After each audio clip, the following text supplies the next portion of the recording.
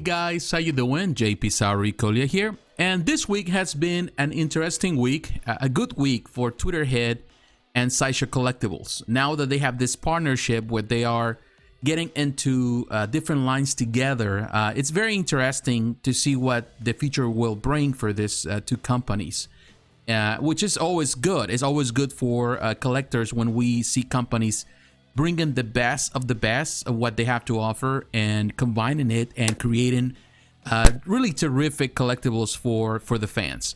Now this week we have the Catwoman exclusive maquette. This is a 1/4 scale piece. This is the first 1/4 scale piece from Tweeterhead. Now it was available initially at the Tweeterhead's website. You could purchase directly from them. It's sold out there, but it's still, if you go there and you click into the link, it automatically directs you to Sideshow and you get the same thing. Of course, the only difference would be that there was a $25 discount if you purchase directly from Tweeterhead, but Sideshow of course also offers great price and also a layaway payment plan. Now we're here, and it's the maquette by Tweeterhead. Is the 1/4 scale piece, exclusive. The prototype shown, limited edition. We don't know the edition size yet. I'm guessing this is going to be pretty high because of the demand. The estimated arrival for this is between November of 2021 next year and January of 2022. That's always subject to change. We're gonna read some parts of the description before we get into the piece. Tweeterhead and Sideshow present the Catwoman 1/4 scale maquette inspired by her iconic appearance in Batman Returns. The Catwoman 1/4 scale maquette measures 13.5 inches tall and 20 inches long as Selina Kyle reclines luxuriously on a Gotham City rooftop alongside the logo for Shrek's department store. The stone-like feline fixture grins down at the streets below while Catwoman lies in wait for Batman, hiding her signature bullwhip behind her back, ready to spring into action. The fully sculpted Catwoman 1/4 scale maquette is a meticulous and faithful recreation of Michelle Pfeiffer's unforgettable movie costume, detailed down to the accurate stitching and unique claw weapons on her fingertips based on actual reference from the film props. Her black catsuit features a glossy paint application to mimic the material appearance of the cinematic outfit and has sculpted lacing on the waist, cincher, and knee-high boots, finished with a sultry portrait beneath her cowl. This incredible, authentic Catwoman collectible by Tweeterhead captures all the allure and danger of everyone's favorite feline femme fatale.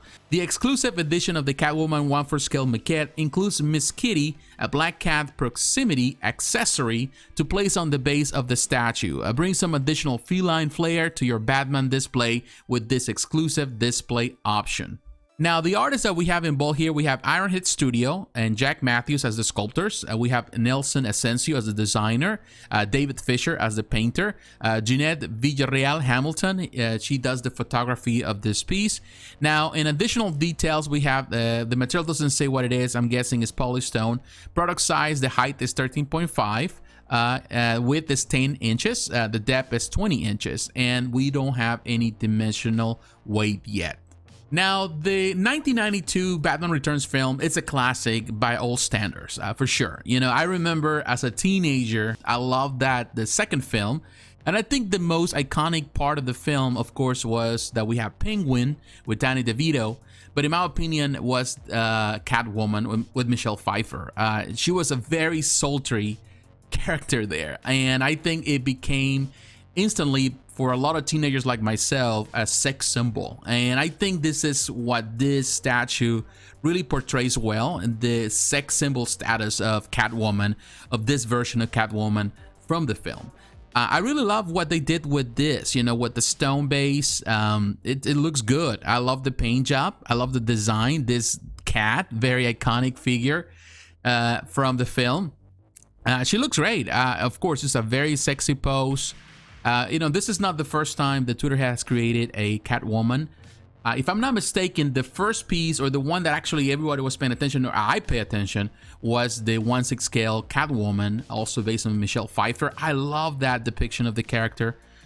She's standing, you know, whipping, you know, the whip.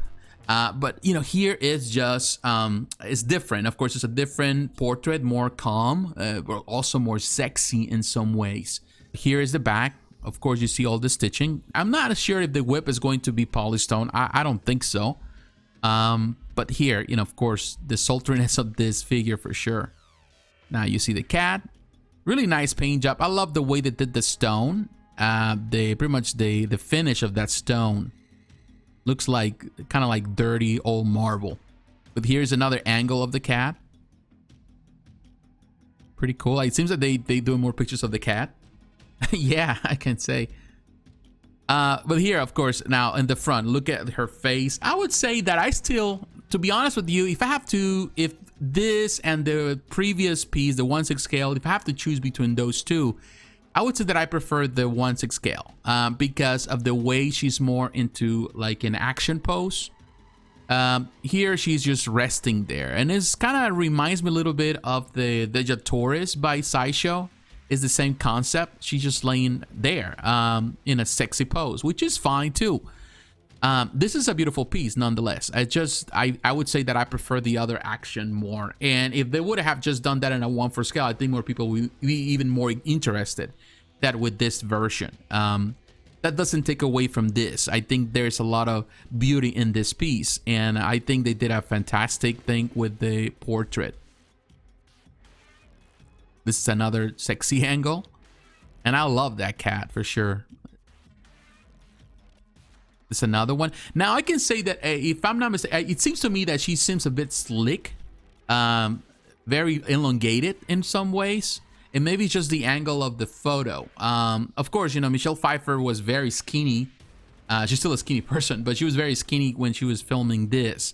So she was able to fit into that really tight suit. But the stitching is fine. And I love the claws.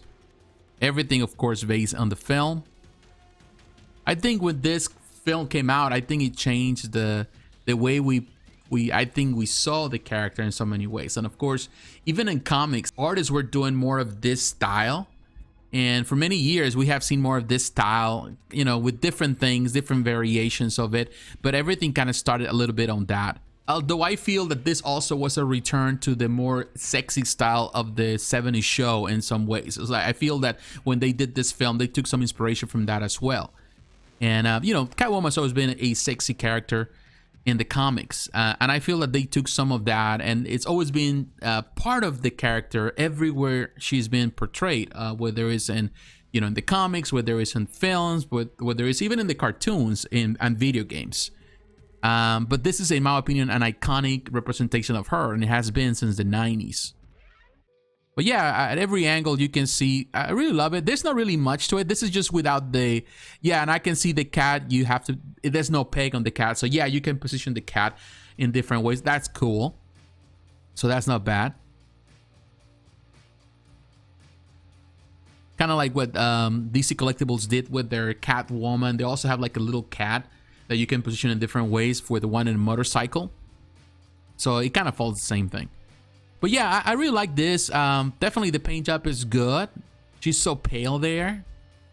But it looks great. And I always gonna remember this film. I love the original, the 1989 film, but the 1992 film, Batman Returns, even though it has a lot of craziness and it was a little bit of the over the top, I do feel that it gave us two interesting characters with Catwoman, of course, with Penguin. I feel that it was a good film, a good follow-up to the original film. The third film, went a bit crazy, and the rest of the films got a bit crazy, but I feel that they still classic in my opinion, and the first two are the best. But yeah, you can see the whip up close, and yeah, I don't think this is going to be polystone. I might be wrong, and I don't know if this is going to be metal. Perhaps it is. But yeah, I think they did a terrific job with this piece. It looks terrific. Kudos to Tweeterhead for getting this done. Minor some nitpicks here and there, which I don't think are major. I think this is a nice representation of the character. And definitely the price is very, very good and very affordable, particularly for this license. But what is your opinion? What do you think? Have you pre-ordered this? Are you willing? Are you ready to pre-order? Or you want to wait? You're not excited for it? You're not interested in the character? Let me know in the comments below. So once again, my friends, thanks for watching. God bless, take care, and I'll talk to you again. Bye-bye.